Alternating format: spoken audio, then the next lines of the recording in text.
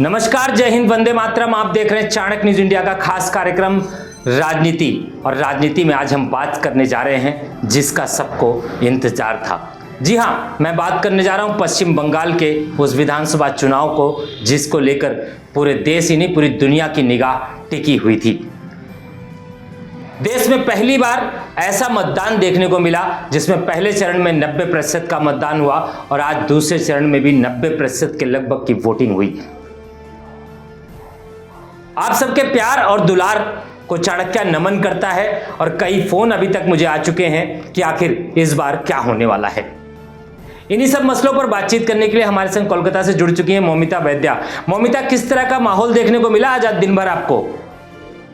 यहाँ पे सुबह से इतना भीड़ था जो कि पहले से बहुत ज्यादा था। पहले बार इतना भीड़ नहीं, सुबह से ही बहुत भीड़ था और इस बार 90% से ज्यादा ही कुछ वोटर्स थे।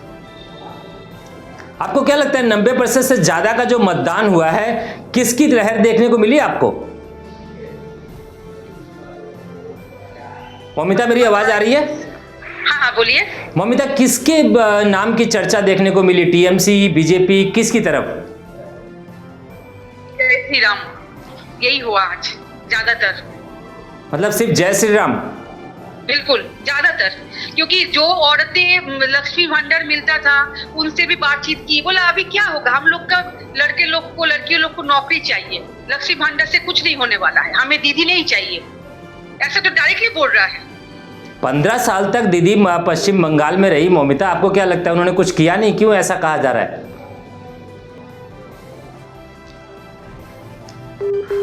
मौमिता, 15 साल तक दीदी वहां पे रही पश्चिम बंगाल में। आज ऐसा क्या हो गया कि अचानक से लोग ये कहने लगे कि हमें दीदी नहीं चाहिए? देखिए, इंसान कब तक ऐसा हो कि नौकरी ना मिले, 1500 में खुशी रहेगी? 1500 में क्या होने वाला? इंसान को तो फ्यूचर चाहिए, इंसान को भविष्य चाहिए। उन लोगों से दीदी उनका भविष्य नहीं बना पा रही। कोई मतलब जो एक मतलब कंपनी आनी थी, कुछ अच्छा नौकरी जॉब मिलेगा, ये सब कुछ नहीं है। सिर्फ और सिर्फ आपका 1500 लो, मूढ़ी घुगनी खाओ, ऐसा जिंदगी चलाओ, ऐसा थोड़ी ना होता है। अब औरतें को समझ में आ रहा है कि 1500 ऐसा नहीं, कुछ नहीं होगा, इसलिए वो लोग सामने आ गई। अब तो डायरेक्टली मुंह पे बोल रहा है कि ऐसी औरत नहीं चाहिए, इसको भगा दो। डायरेक्टली बोल रहा है सामने, चिल्ला के।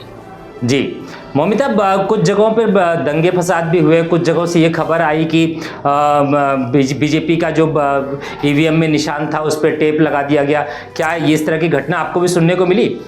हाँ, कुछ जगह पे ऐसा हुआ कि फेक वोटर्स था, वहाँ पे शुभेंदु अधिकारी भी था और वहाँ पे उन लोगों को पता चल गया, इसको लेकर थोड़ी झमेला हुई। जी, पिछले विधानसभा चुनाव से इस बार के विधानसभा चुनाव में आपको लगता है कि प्रशासन बहुत सख्त था? कैसा माहौल था वहाँ पे? बहुत अच्छा था, बहुत सख्त भी था, बहुत अच्छा भी था, बहुत शांतिपूर्ण था और एकदम रूल्स एंड रेगुलेशन में था। सबसे बड़ी बात रूल्स रेगुलेशन में था। बिल्कुल जी।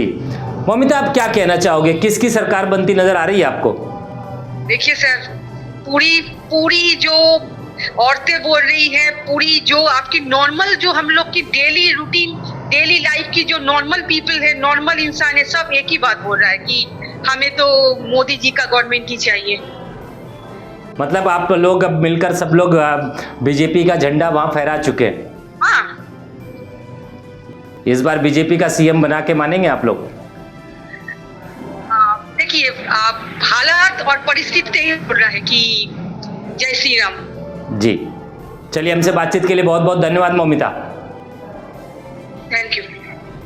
ये थी मौमिता वैद्या जो हमारे लिए पश्चिम बंगाल से इस पूरे विधानसभा चुनाव को कवर कर रही थी और इन्होंने साफ साफ कहा कि इस बार वो महिलाएं जिनको ममता दीदी की तरफ से 1500 रुपए दिए जाते थे, उन महिलाओं का साफ कहना था कि हमें 1500 में गुजारा नहीं होगा हमारा, हमें रोजगार चाहिए, हमें शिक्षा चाहिए, हमें हमारी महिलाओं, हमारी बच्चियों की सुरक्षा चाहिए और सबसे बड़ी बात कि विकास चाहिए। विकास के मामले में 15 वर्षों में ममता बनर्जी कहीं ना कहीं फेल रही। आप भी पश्चिम बंगाल जाते हैं और देखते हैं कि कहीं ना कहीं जो विकास पूरे देश में देखने को मिल रहा है वो विकास पश्चिम बंगाल में देखने को नहीं मिला, जिसका नतीजा ये रहा कि आज पश्चिम बंगाल की जनता ने कहीं ना कहीं ममता बनर्जी को नकारना शुरू कर दिया। उस नकारने का नतीजा ये रहा कि पहले चरण में 90% का मतदान हुआ और दूसरे चरण में, जैसे कि हमारी स्पेशल कॉरेस्पॉन्डेंट ममिता वैद्या ने बताया, कि 90% टू अबव, यानी कि 90% से ज़्यादा मतदान पूरे लोक विधानसभा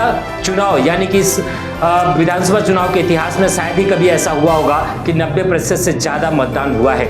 ऐसा क्यों? ये इसका परिणाम तो अब 4 मई को आएगा, लेकिन चाणक्य का जो अपना एनालिसिस है, चाणक्य का जो अपना एग्जिट पोल है, वो आप है। आपके माध्यम से चाणक्य न्यूज इंडिया अपना रिव्यू भेजता है, अपना रिव्यू दिखाता है।